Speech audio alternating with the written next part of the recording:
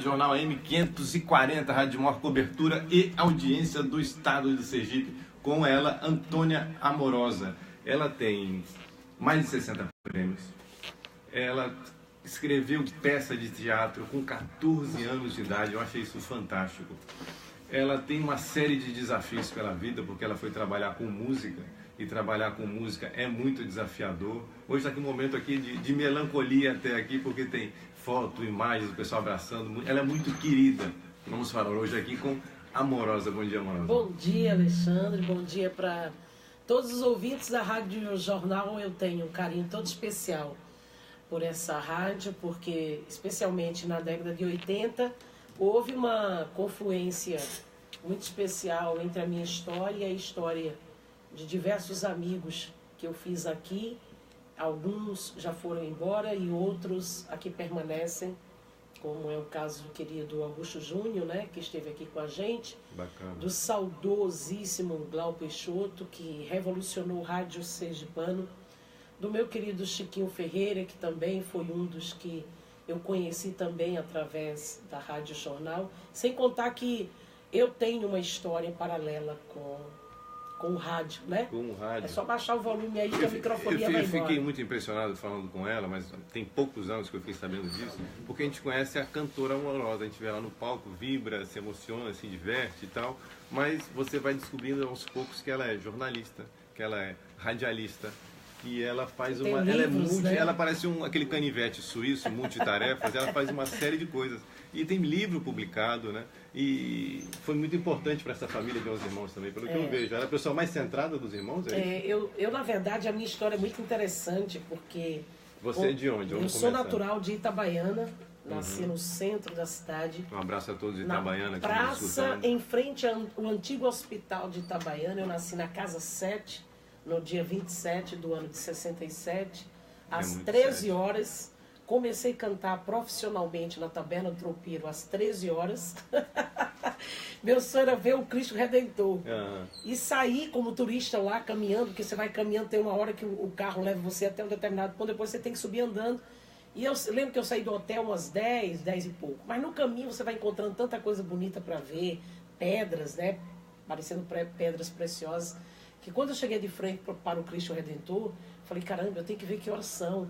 Aí eram 13 horas. Falei, caramba, 13 é meu número de sorte, né? De bênção e tal. E com 5 anos de idade, eu queria conhecer Deus, que eu achava que Deus era de carne e osso. Queria conhecer pessoalmente. Pessoalmente. Imagina uma criança de 5 anos de idade querer conhecer Deus. Eu atravessei, Alexandre, 2 praças. Porque eu nasci numa praça lá em Itabaiana chamada Ayrton, que eu nasci em casa, que eu sou neta de parteira, eu acho que eu já tinha comentado com você com o Augusto. Parteira que atravessei a praça João Pessoa, quem mora em Itabaiana sabe disso. É o caminho que eu estou fazendo, o roteiro que eu estou fazendo. Fui até a Praça Fausto Cardoso, que é a praça principal. Entrei na igreja, aí lembro de uma senhorinha, uma velhinha. Você achava que Deus estava dentro da igreja? Que Deus morava lá, que eu queria ir lá falar com ele. E perguntei onde é que Deus estava. Aí a mulher disse, Deus está no céu, minha filha, mas o filho dele está ali. Aí eu olhei para a cruz, aquele negócio ali. Então, para mim, era como se fosse alguém que morreu, que fizeram algum negócio e botou ele ali. Aí eu parei, eu disse, Virgem, fizeram isso com o Filho de Deus, o que é que vão fazer com meus irmãos? A minha preocupação era meus irmãos. E ali, a partir daquele dia, eu passei para a igreja todos os dias. Mas você tinha irmão mais velho e tinha irmão mais novo também? Mais novos, é. Tinha irmão mais... Eu sou a quinta, por ordem de nascimento. Então, naquele dia, eu passei a frequentar a igreja todos os dias, que eu decidi que eu ia ser freira. Com 5 anos? Com 8 anos, eu já li a Bíblia. Quando meu pai morreu, a minha mãe passou a frequentar centro kardecista. E leva, naturalmente, os filhos. Durante 17 anos, eu fui kardecista por influência familiar. Da sua mãe. Mas sempre tive uma relação muito forte com Deus. Quando meu pai morreu, eu sabia que eu seria um artista. Eu tinha certeza que eu ia ser um artista. E aí eu disse, olha, meu pai, eu prometo que eu nunca vou beber cachaça e fumar charuto, porque eu só conhecia cachaça e charuto por causa da feira, né? Porque da minha casa para a feira era 5 minutos caminhando. Então eu só sabia o que era charuto, que tinha aqueles rolos que ficavam nos rolo de fumo, e cachaça. Eu não sabia o que era um uísque, o que era uma cerveja, vinho, essas coisas. Isso não tinha lá em casa. E eu estou hoje tenho 50 anos de idade. Não bebo, não fumo, não tenho vício nenhum. Isso eu cumpri. A hora que eu vivi no meio e vivo no meio, porque o meu meio... Que vive, só se encontra com bebida, isso, com fumo. Isso. E tal. Então eu sempre vi muito a arte como uma forma... Eu tinha 2 sonhos. Eu queria conhecer todo mundo que morava na Terra. Aí eu saía cumprimentando os vizinhos, que eu digo que eu tenho que começar agora, senão não vai dar tempo. Senão não vai dar tempo. Olha a cabeça da criança, o que é. Uhum. E com 12 anos eu já era um pouquinho namoradeirinha, sabe? Já comecei a beijar na boca cedo. Uhum. Namoradeira, que era uma beleza, adorava beijar. Aí ficava contando, hoje eu beijei fulano. Hoje também entrava na conta também. E era eu os anotava. que você cumprimentava e os que você beijava. Os que eu beijava, eu dizia, olha, hoje eu beijei fulano. Uhum. Era muito engraçado. Aí beijava. Aí, resultado, um desses que eu beijei disse, você tem uma voz bonita, eu vou falar sobre você na rádio. Olha, tá vendo que um beijo valeu a pena? Um beijo me levou para a comunicação. Era Oswaldo, ele era técnico. Aí, Agora, Amorosa, te interrompendo. O fato de entrar para a música, subir em palco, isso também não foi uma maneira também de você conhecer muita gente rápido, como era o seu objetivo, conhecer gente? O palco não te ajudou a conhecer gente? Não, incrível, Alexandre. Que bom que Deus mandou o rádio primeiro. Porque eu era de uma timidez, que você não tem ideia de como eu era tímida. Se você fizesse qualquer coisa, eu ficava toda vermelha. E até hoje, assim, a depender do tipo de assunto, eu fico vermelha, fico muito acanhada. Não dá para acreditar. Mas engraçado, artista acanhado, artista mas tímido, é verdade, né? eu ficava demais. Mas o rádio, através de João Batista Santana, que eu tenho uma gratidão profunda por ele, eu fui desenvolvendo minhas aptidões. Então eu escrevia crônicas. Eu aprendi datilografia no rádio, porque morria alguém, aí João dizia, faça uma crônica, aí faltava 15 minutos para o programa terminar, aí fazia a crônica. Casais brigavam, eu fazia as cartas. Eu fazia a carta dela para ele, dele para ela. Você já respondia também? Eu fazia dos dois. Aí da escola, fazia redações. Você era aquele cupidozinho o cupidozinho, e era boa de redação, era muito estudiosa. Eu cheguei a tirar primeiro lugar anual. Já cheguei a tirar primeiro lugar numa matéria só. Tirar 10 o ano todo. Aí comecei a namorar, passei pro 3º, 4º. Tinha essas coisas. Sempre a coisa do namorado. Mas antes disso teve o teatro lá, que você também escreveu. A peça de teatro ela escreveu eu fiz peça de teatro. Com 14 anos, chamado Minha Terra, Minha Vida. Eu pesquisei alguns aspectos, a história da lenda, da loba, né, que tem a história da loba, que amamentou o primeiro filho de Itabaiana, que é Simão Dias francês. Alguém em casa estudava, gostava de ler? De onde veio essa referência, você acha? Eu sempre gostei de livros. A primeira vez, eu lembro de uma vez que eu tive acesso a um livro, Alexandre, chamado Tudo é Mistério. Quando eu olhei para a foto daquele homem, e eu já não tinha mais o meu pai, eu disse, gente, ele parece demais com meu pai. Sobrenome dele. Eu sou da família Amoroso, Lima, Barreto, Silva e Menezes. Todos esses sobrenomes vêm da minha família.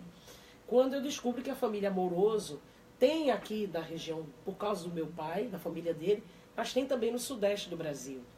E o Alceu Amoroso Lima, quando eu fazer um show em São Paulo, um dos parentes da parte do meu pai, disse que a árvore da família dele é da nossa também. Da família do meu pai. O seu Amoroso Lima era chamado Tristão de Ataíde. Então, meu nome é Amorosa, mas eu sou da família Amoroso. Meu nome é o nome da minha avó. Então, meu pai era Lima de Menezes, não pegou o Amoroso da mãe dele, mas colocou em mim, que foi em homenagem. Meu nome é o nome dela, Antônia Amorosa de Menezes. Meu nome teria que ser, na verdade, Antônia Amorosa Barreto de Menezes, para pegar o Barreto de minha mãe.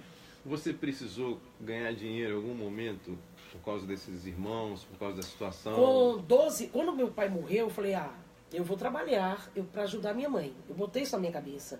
Eu era muito de tomar iniciativas. Uma vez eu peguei um ônibus da Bonfim, Alexandre. Você tinha uma preocupação com a sozinha, família, então. Você pegou quase que o lugar do seu pai, né?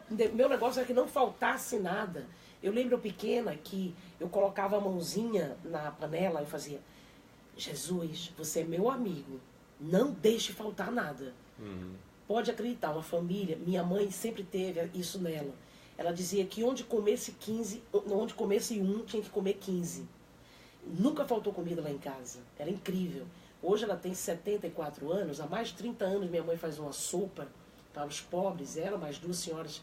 Elas ficam quase 6 horas cortando, fazendo 8 panelões. Eu olho assim, eu digo, Deus, a minha mãe é muito rica. Porque é muito fácil você dar tendo. E outra é você dar o que você não tem. Minha mãe é uma aposentada, então eu acho isso de uma riqueza. E olha que tem muito aposentado sem receber dinheiro em dia. É verdade. Minha mãe é de uma e tem uma disposição. Se tu vê minha mãe cuidando de uma casa, junta as filhas todas, não dá uma dona Persília. Então é o amor que ela tem pela família, que ela sempre viveu para os filhos, e pelas pessoas, pelos seres humanos. Então isso é muito lindo da parte dele. Como é que foi seu primeiro dinheiro? São 9 horas mais 17 minutos ao vivo na Rádio Jornal AM e também nas redes digitais através do Facebook. Um abraço aí a Silvio que está nos acompanhando, Roberto e tantos outros que estão aí nos acompanhando na Rádio Jornal AM 540. Então, meu primeiro dinheiro, gente, foi trabalhando de garçonete, cuidando de uma lanchonetezinha que tinha perto da minha casa. Eu disse, eu preciso ganhar dinheiro. Porque se eu ganhar dinheiro, eu vou ser uma preocupação a menos para minha mãe. Era essa a minha viagem. Eu tinha que diminuir o fardo dela. Então eu dizia, se eu ficar dependendo dela, eu sou mais um fardo. Então botei isso na cabeça e corri atrás do meu propósito. Quando eu acordei lá pelos 20 e poucos anos, foi que eu notei que eu não tive adolescência. Eu era muito ingênua e os amigos diziam assim, ela é tola demais, ela é boba demais. Eu dava dinheiro para todo mundo, Alexandre. Teve um tempo que eu ganhei tanto dinheiro, com 21 anos de idade, que eu jogava o dinheiro na cama assim. Ganhou dinheiro com o quê? Com 21 anos de idade? Com shows. Eu fazia 3 shows por noite, eu ganhava muito dinheiro. Aí eu digo, Deus, o que é que eu vou fazer com tanto dinheiro? Porque o dinheiro nunca me escravizou a ele. Então, como eu era espírita na época, eu ajudei a construir centro, eu já dei carro, já dei terreno, já dei... Mas, fez mais que muito político. Não é que eu fiz mais que muito político. Fez porque você fez o seu, o político faz tudo os outros. Eu nunca fiz isso, primeiro como para dizer que era caridosa, nada disso não. Porque minha mãe me ensinou que tudo na vida a gente compartilha. E hoje, assim, eu posso passar qualquer tipo de dificuldade, mas é incrível, Alexandre. Aparece. Não, eu olho para o céu e falei, pai, o senhor me conhece, o senhor sabe quem eu sou. E Deus, assim, dizer a você que eu não tenho problemas, eu não passo desafios, mas os desafios são fruto, primeiro, da terra que eu escolhi viver a minha profissão.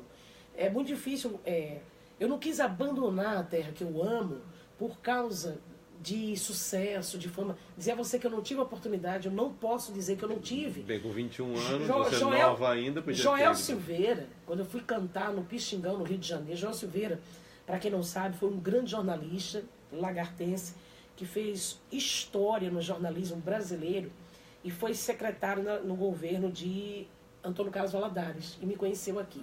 Ficou meu fã. Quando eu fui para o Rio, visitei-o em Copacabana, conheci a esposa dele, Dona Iracema. E ele ligava para os artistas, dizia, vem aqui na minha casa, conhecer uma grande artista nacional. Ele me nomeou no jornal Última Hora, no Rio. Para ele, eu era a segunda voz mais bonita do Brasil e melhor voz, depois de Nana Caymmi, que Nana era amiga pessoal dele. Sim, você como segunda amiga ficou em segundo lugar, tá certo. Aí ele me convidou para morar na casa dele.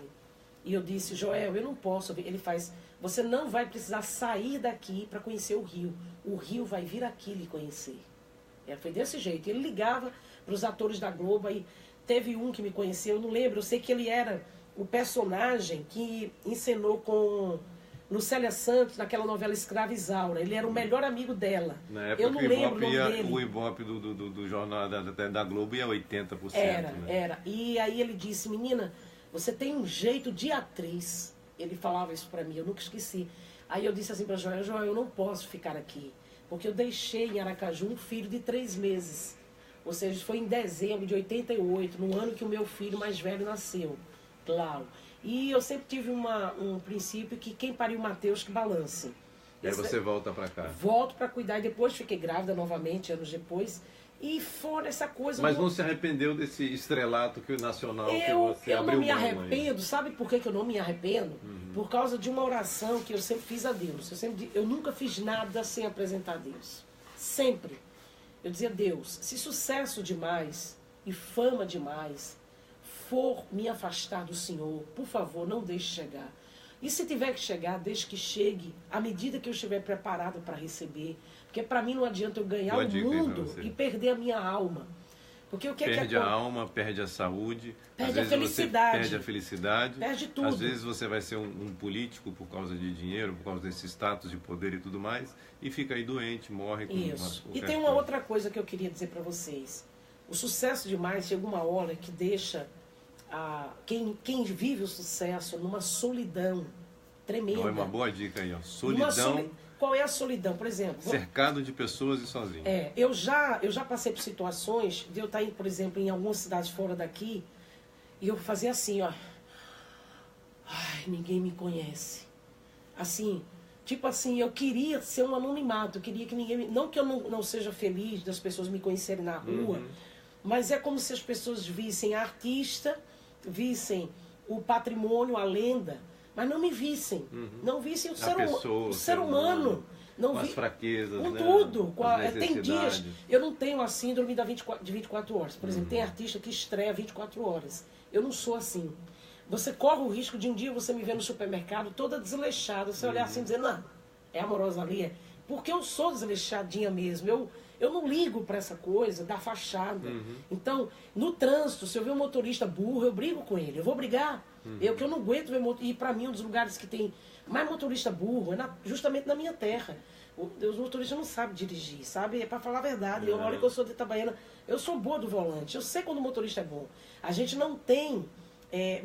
eu digo que a mobilidade urbana, metade é programada por quem é engenheiro de trânsito. Mas a outra metade é de quem dirige. E a outra metade desprogramada por esses motoristas. Por esses maus motoristas, que eu acho que atrapalha todo o fluxo. Então, eu peco muito nesse lugar. Eu estou ficando com a sensação que ela quase foi também caminhoneira. Eu tinha vontade de ser caminhoneira. Uma vontade. Grande motorista de Itabaiana, tem tudo para ser caminhoneira. Então, e aí, resultado, voltando para a história daí. Com 14 anos eu trabalhei em rádio, escrevi uma peça baseada na história da minha terra. Aí eu era apresentadora de eventos, festa de 15 anos, que tinha muito. Gilvan Fontes era muito contratado para essas coisas do interior. Eu lembro de um que nós fizemos juntos na Associação Atlética de Itabaiana. E aí, uma vez eu vim assistir um show de Djavan. Nessa época eu já cantava em algumas coisinhas serestas em Itabaiana, a convite de uma pessoa que eu guardo no meu coração até hoje, chamado Francisco Oliveira. Francisco Oliveira foi um seresteiro que fez história na música de Sergipe. Um abraço, Luciana. Um homem extraordinário, que eu vivo dizendo, Deus, onde é que eu vou encontrar Francisco para dar um abraço nele? Aí tem gente que fica me prometendo que vai me levar, então já estou aqui no rádio fazendo o clamor, porque se alguém souber... Eu vou te atrapalhar porque você é radialista e tem gente na linha. O professor Wilder, está na linha aqui ao vivo na Rádio Jornal AM 540. Você que está na internet, faça um esforcinho para ouvir, porque não está ligado à internet com o rádio, não consegui essa proeza ainda. Professor Wilder, bom dia! Buenos dias, super Alexandre. Não vou atrapalhar muito, não. Não, pelo amor de Deus, nunca atrapalha.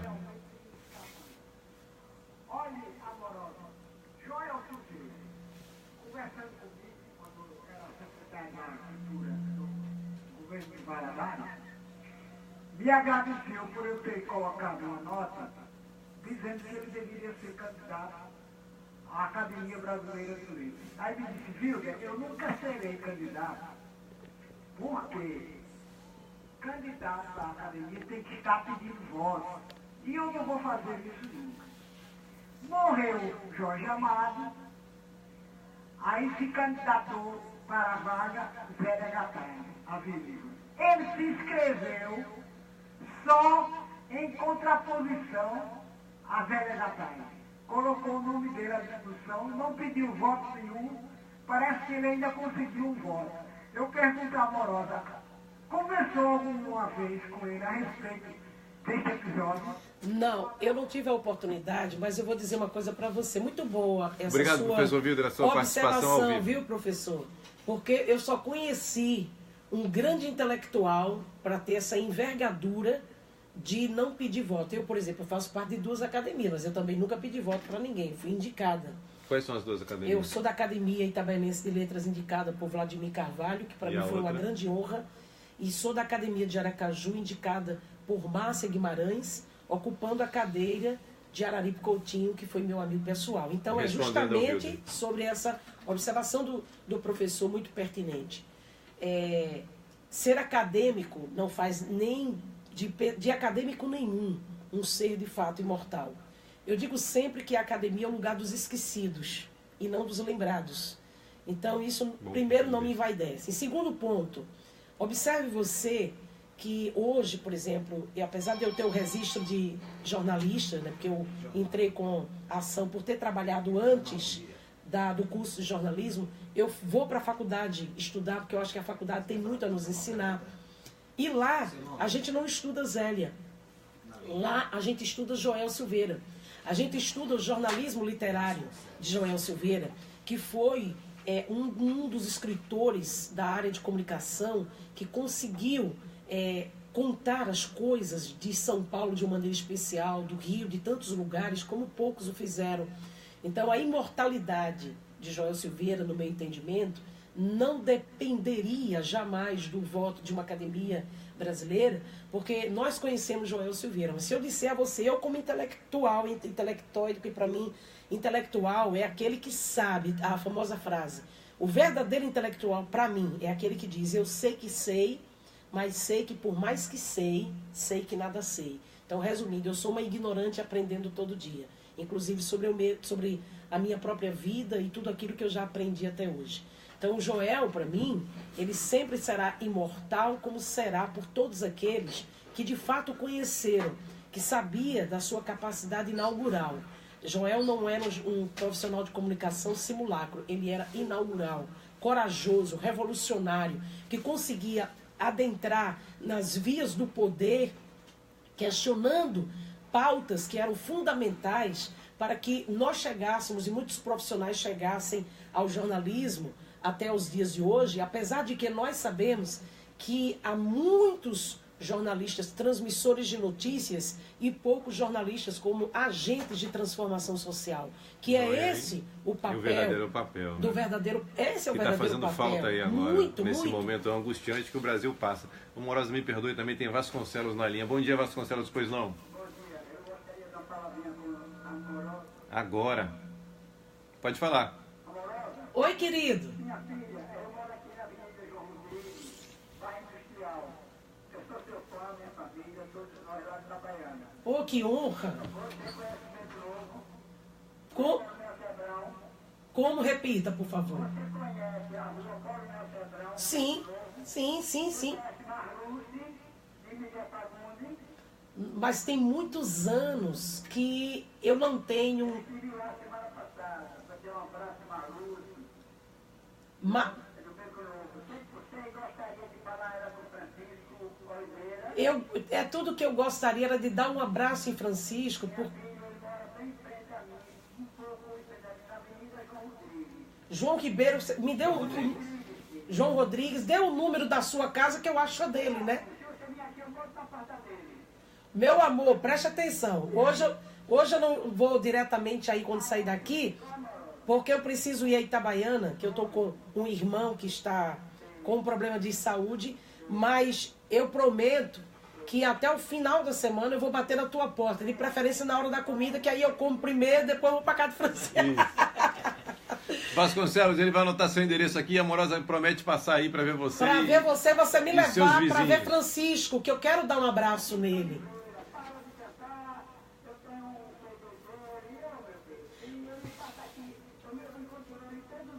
Então você vai me levar a ele. Olha, faça um favor, deixa o seu telefone também. Telefone não, seu número. Não, passe para o técnico. O Luciano vai anotar aqui. Ele vai aqui. falar com você agora, tá bom?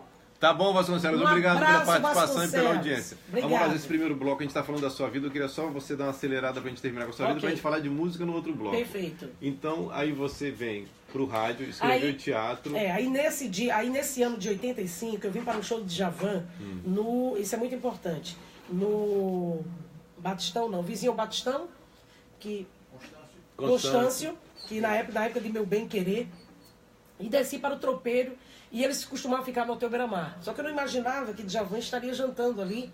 A Dalvenon me viu, me chamou para dar uma canja, e veio um percussionista chamado Café, que tocava com ele. Aí ele disse, ó, Djavan disse que quem tem que continuar cantando era você.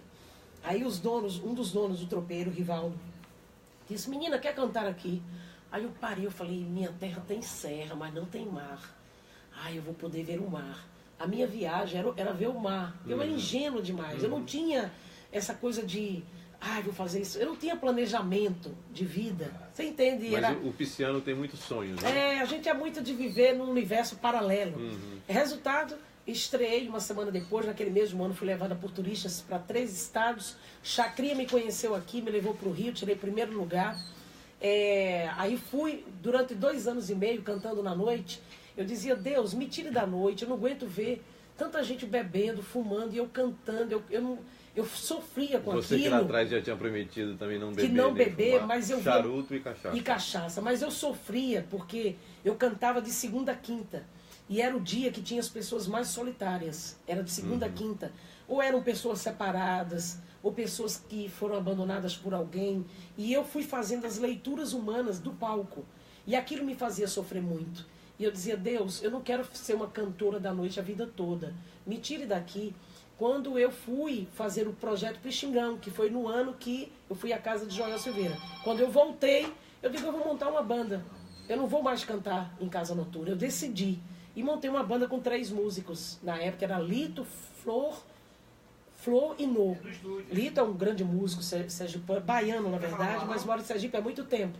Resultado, a partir daí eu comecei a participar de várias festas, shows pelo interior, e fui sendo conhecida ao ponto de, na década de 90, terem feito uma pesquisa e eu ter ficado em 3º lugar, como a 3ª sergipana mais conhecida do estado. Eu só perdi para Augusto Franco e para Zé Peixe. A 3ª sergipana mais conhecida do estado. Isso na década de 90. Que teve, em vez dela ir para o Rio buscar lá, participar de algum palco, de algum... Chacrinha teve aqui, conheceu, levou para lá, veja a diferença. Estamos aí com o prefeito Valmir de Francisquinha, ao vivo aqui na Rádio Jornal AM 540 e também nas redes sociais através do Facebook. Bom dia, prefeito, tudo bem? Prazer. Prefeito? Bom dia, pois prefeito não? querido, que prazer.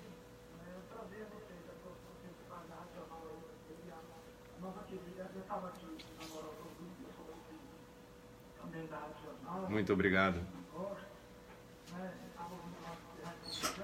Isso. E agora o outro programa, Natal, né, de estar ouvindo, de ter essa oportunidade, viu? Nesse momento necessário, assim, da gente ouvir a nossa querida aí, Cabernet Saborosa. Sempre liga, sempre fala, né, que eleva o nossa vida que dá. É importante. A gente ama, que a gente admira, de um povo trabalhador, de um povo aguerrido. A nossa amiga agora, que a você conhecia, né, o Beco Novo, né? Isso. Ó, Valmir.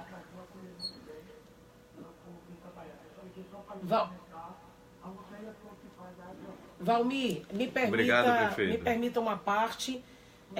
Eu conheço a vida política de Itabaiana desde a minha infância, né? A gente cresceu ouvindo falar das histórias, das lutas, dos embates. Itabaiana é uma terra de grandes embates, né?